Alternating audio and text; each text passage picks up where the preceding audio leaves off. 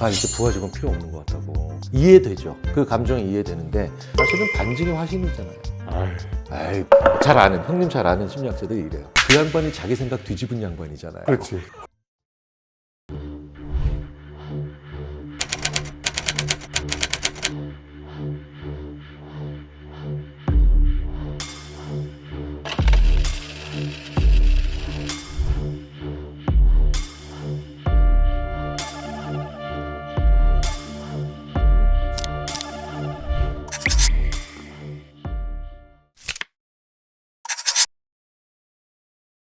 사람이 언제 능력이 뜬데 급신장할까 가만히 보면 불확실한 상황에서 결단을 내리고 과감하게 행동할 때 어제와 다른 제2의 사람으로 이렇게 변신을 하는 것 같은데, 시대가 바뀔수록 불확실한 상황에서 결단을 내리질 않아. AI한테 물어봐. 꿈도 AI한테 물어봐. 야, 내 꿈 좀 알려줘.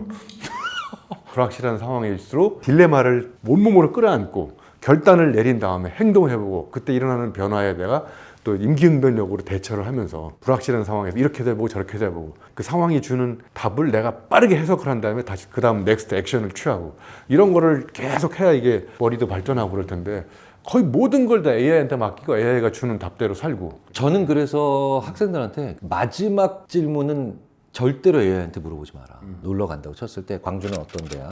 대구는 어떤 데야? 이렇게 물어보고, 날씨는 가을에 어때? 뭐 숙소는 어디 쪽이야? 근데 끝까지 물어보면 안 되는 게 하나 있다. 어디가 좋은데요? 이건 절대 물어보지 말라고, 학생들한테. 왜냐하면 그거를 근데 제일 먼저 물어보기 시작하면 이게 뇌가 그냥 아웃소싱의 거의 끝판왕을 가는 거거든요. 근데 AI를 잘 쓰는 사람과 못 쓰는 사람의 특징 중에 하나가 바로 뭐냐? 그 마지막 최종 결정에 관련된 질문.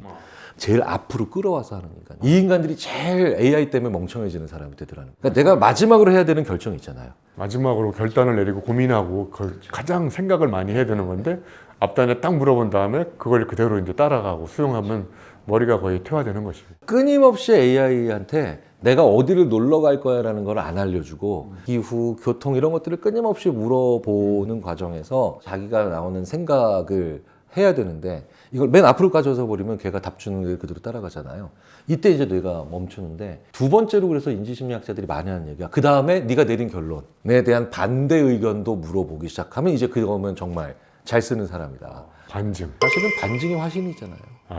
아이. 그러니까 유영만 교수님이 왜 비트겐슈타인을 좋아할까요? 그럼 심리학자들 중에 이제 잘 아는, 형님 잘 아는 심리학자들이 이래요. 그 양반이 자기 생각 뒤집은 양반이잖아요.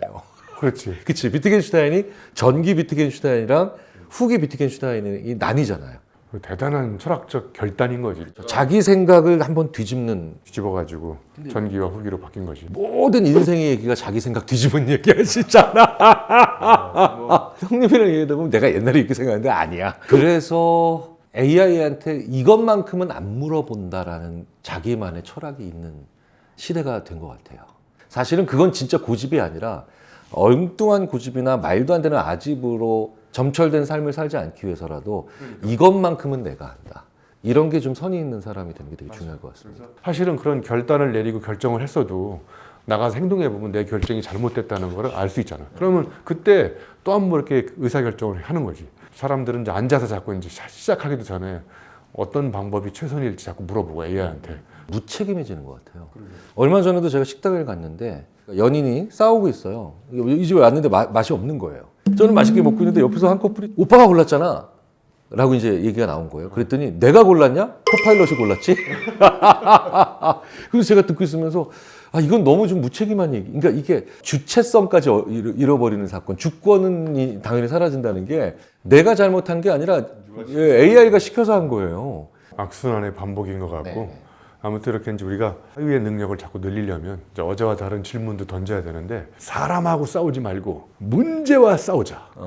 문제의 본질을 갖고 싸우면 문제는 개선되는데, 문제를 일으킨 사람하고 싸우면 야 경일아 너는 지금 막 몇 살에도 개선되지 않는 거지. 대부분 사람과 사람 사이에서 일어나는 갈등이나 문제가요, 문제의 본질과 싸우지 않고 사람 때문에 싸우는 거예요. 차끼리 부닥쳤는데 너 몇 살이야? 이러고 나오면 차끼리 부닥쳤는데 사람끼리 싸우게 되는데, 근데 AI를 사용할 때 아무 생각 없이 쓴 사람들이 결국 문제가 일어나면 결국 사람한테 문제의 본질을 오히려 못 보는 일들이. 문제 없는 인생은 생각할 겨를이 없는 거잖아. 그러니까 AI만도 못한 거지. 앞으로는 우리가 얘기했지만 문제아를 길러야 되겠다. 자꾸 질문을 던지고 생각해보게 하고. 한 가지만 더 얘기하면 개미가 지나가다가 우연히 지네를 만났어. 사람들이 개미 다리 몇 개냐 그러면 8개라고 그래. 내가 개미한테도 좀 관심을 가지라고. 개미는 다리가 6개다. 그 다음에 지네를 쫙 보여줘. 지네 다리가 몇 개야 그러면 사람들이 막 세. 지네 다리는 여러 개. 근데 이제 개미가 호기심이 생겨가지고 지네를 만나는 순간 너는 앞으로 걸어갈 때 이 수많은 다리 중에서 도대체 어떤 다리를 첫 발로 내딛느냐. 그 지네가 걸어가다가 깜짝 놀랐잖아. 얘는 한 번도 생각한 적이 없어. 아무 생각 없이 인생을 살았던 애야. 그러니까 이게 아무 생각 없이 인생을 사는 사람들한테 가던 길을 멈추고 생각하게 만드는 방법이 뭘까? 질문을 던지는 거야. 우리가 이렇게 얘기하면서 AI 시대 가장 중요한 능력, 질문 능력이 무슨 추상적인 뭐 그런 이야기가 아니라 우리 삶에 어떤 혁명을 일으키는 가장 강력한 방법이 질문하는 능력이구나. 이걸 알게 된 거죠. 심지어 그 질문을 던졌을 때 답이 만족스럽지 않다, 사람의 답이 만족스럽지 않다도 사실 우리를 성장시키는 것 같아요. 질문을 또 던지면 되는 거고 처음부터 완벽한 질문이라는 게 없으니까. 기업에 제가 이제 기업 일들을 많이 하잖아요. 그럼 지금 40, 50대, 특히 50대 넘어가는 그 기업 임원들이 이제 생성형 AI 한번 배워보잖아요. 그러면 이제 이분들이 꼭 저한테 하시는 얘기가 있어요. 아, 이제 부하 직원 필요 없는 것 같다고. 이해되죠. 그 감정이 이해되는데, 근데 문제는 내 질문에 대한 답을 이렇게 잘하는 애들만 만나면 내 질문도 좋아지기가 어려워지거든요. 그렇지. 50대에 해당하는 그 사람들의 질문을 좋게 만들었던 게 바로 뭐냐? 답을 엉뚱하게 하고 혹은 나랑 전혀 다른 생각을 했던 사람들의 그 수많은 답을 통해서 내 질문이 더 좋아진 건데 지금 AI가 내 질문에 답을 척척하기 때문에 이제 내 20, 30대 후배 세대들이 필요 없다? 이거 되게 사실 위험한 생각이 되겠죠. 생각해보면 저도 이제 학생들을 한 20년 넘게 가르쳐 봤는데 대답을 귀신같이 잘하는 학생들이 이쁘지만 대답에 진짜 황당한 대답하는 학생들이 그리고 엉뚱한 질문, 생각지도 못했던. 네. 그리고 다시 돌아오는 질문. 이런 게 사실 우리를 발전시켜왔던 또 원동력의 한 축이잖아요. 그래서 잘하는 방법이 뭘까를 사람들이 물어봐. 아, 교수님 그러면 질문을 잘하는 방법이 뭡니까? 이렇게 물어보는데 메리 올리버가 우주가 우리에게 준 두 가지 선물이 있습니다. 하나는 사랑하는 힘, 하나는 질문하는 능력이래. 나는 거기다 또 질문을 던져봤지. 아니, 사랑하는 힘하고 질문하는 능력이 두 가지야? 한 가지야. 사랑의 끝은 질문이 없어진 상태야. 그러니까 여기서 우리가 위대한 통찰을 얻을 수 있는, 사랑하고 질문은 두 가지가 아니고 love equal to question이야. 사랑은 질문하고 동격이야. 그럼 AI 시대에 질문을 잘하는 방법은 내 일을 사랑하면 돼. 그리고 다른 사람을 사랑하면 그냥 자발적으로 질문이 쏟아지는 거야. 내가 저 친구를 내가 행복하게 해주려면 이런 건 안 좋아하는 것 같고 이걸 먹여봤는데 또 기분 나쁜 것 같고 어떤 걸 또 먹여야 되지 막 계속 공리를 거듭해서 질문을 끊임없이 쏟아내기 시작한다고.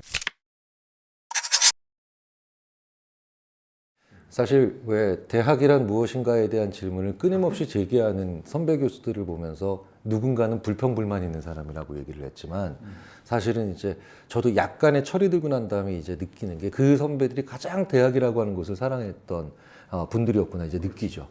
그 말씀을 들어보니까 고개를 끄덕이지 않을 수가 없는데 이제 그렇게 치자면 AI는요 그냥 말 잘 듣는 모범생이잖아요. 정답을 빠른 시간에 찾아다 주지. 네. 그렇죠. 문제를 제기하고 세상을 바꾸고. 그런데 우리는 이미 AI라는 것이 존재하기도 전부터 문제의식을 가지고 있고 불편한 이야기를 할 수 있는 사람들이 세상을 바꾼다는 걸 이미 다 알고 있었는데 인류 최고의 모범생을 이제 AI를 옆에 두었으니 이제 우리가 좀 더 다른 사람들에게 피해를 주지 않는 혹은 세상의 질서를 어지럽히지 않는 그런 건강한 혼란스러움을 만들어내는 질문을 하는 사람. 그게 너무너무 중요하다는 생각을 해봅니다. 이제 모범생은 필요 없네요. 이제 앞으로는 정말 중요한 질문이 나는 당연함을 부정하는 질문. 예를 들면 선풍기에는 날개가 있다. 이걸 전제, 가정을 없애지 않고 질문을 계속 던진 사람들. 선풍기에 날개가 꼭 있어야 될까? 그러니까 이제 날개 없는 선풍기가 나온 거지. 굳이 철학 공부라는 표현은 좀 그렇지만 어쨌든 철학이 하는 가장 중요한 일 중에 하나가 아예 처음부터 부정하고 의심하는 부정하는 거지. 어썸프션 없애버리는 거지. 그런데 이런 능력이 사실은 20세기 산업화 시대에 그렇게 필요하지 않았잖아요.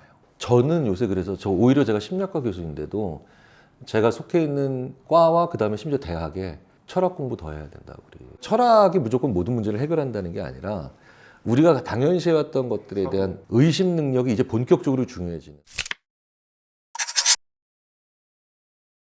개인적으로 하나 부탁드리면서 마무리해볼까 해요. 뭔데? 이 시대에 제일 필요한 철학자의 책 한 권만 소개시켜주세요. 유형만 빼고. 우리가 기본적으로 반증해보고 의심해보는 그런 생각들의 시기가 필요하거든요. 굳이 한 권만 추천해달라 왜냐면 그러면 계속 앞으로 이제 한 권씩 추천받으려고. 읽기는 어렵겠지만 천개의 구원이라는 책을 일생일대 한번 프로젝트를 걸고 그걸 다 읽어내면 그 사람은 나는 대단한 사람이라고 생각해. 그러니까 혼자 읽기 어려우니까 뭐 둘이서 나눠서 뭐 이렇게 계속 이야기를 해본다든지. 철학책을 내가 이렇게 추천하는 이유 중에 하나는 우리가 처음 들어보는 언어들이 많이 나와. 뭐 이런 뭐 리좀. 리좀이 뭐냐? 뿌리가 막 뻗어나가다가 뿌리끼리 마주칠 가능성을 미리 알 수 없다는 거야. 그러니까 우발적 마주침인 거야. 그다음에 또 뭐 아장스망, 어레인지먼트, 배치라는 뜻이야. 다중체, 다양한 정체성인 거야. AI 시대일수록 우리가 철학책을 읽어야 되는 중요한 이유 중에 하나, 이렇게 다양한 사유를 하는데 필요한 원료, 개념이 많이 갖고 있으면 내 생각을 다르게 표현할 수 있는 가능성의 경우의 수가 많아지니까 어렵지만 천개의 구원을 한번. 한간의 스피노자는 별로 안 좋아하신다는 그 소문은 사실인가요? 스피노자의 에티카를 읽다가 코나투스라는 단어를 내가 100번째 책 코나투스라는 책을 쓴 거야. 나는 스피노자가 정말 위대하다고 생각하는 게 뭐냐면 서구 철학의 역사가 다 로고스잖아. 이성 중심의 철학이었는데 얘가 처음으로 저 뒷골목에 버려진 몸을 갖고 와서 정면에 내세운 거야. 심리학자들은 스피노자 엄청 인용해요. 신체가 생각과 유기적으로 상호작용하니까. 그러니까 이제 감정이라는 거를 가장 철학의 전면에 내세운 거잖아. 그걸 그대로 갖다가 이제 니체가 신체는 커다란 이성이다 이렇게 얘기한 거. 스피노자, 니체 요 라인 그렇게까지 약간 안 좋아하신다는 그 얘기들이 있어요. 아, 난 되게 좋아하지. 스피노자 좋아하고 니체도 좋아하고. 그럼 확인 안 된 루머군요. 아니 왜냐면 이제 본격적으로 이런 분야를 넘나들면서 다른 영역의 공부를 해야만 다른 정의를 내릴 수 있는 시대가 와서 기존에 있는 정의를 그대로 따라가면 그 사람들이 정의한 세상으로 안경으로 세상을 보는 거지. 근데 정의를 바꾸면 그때부터 세상이 달라 보이는 거지. 수십 년 동안 다르게 정의 내릴 수 있는 능력, 다른 관점으로 정의 내릴 수 있는 능력 가장 중요해지잖아요. 그러면 제가 이제 다 읽고 난 다음에 다음 얘기는 이제 진짜로 정의 내리기. 정의를 내린다는 게 얼마나 중요한지에 대한 얘기를 한번 초점을 맞춰서 얘기를 나눠보면 어떨까요? 정의라고 얘기하면 한 3시간, 4시간 뭐 저녁 먹고 다시 시작해도 끝이 없을 만한 중요한 타픽일 것 같아요.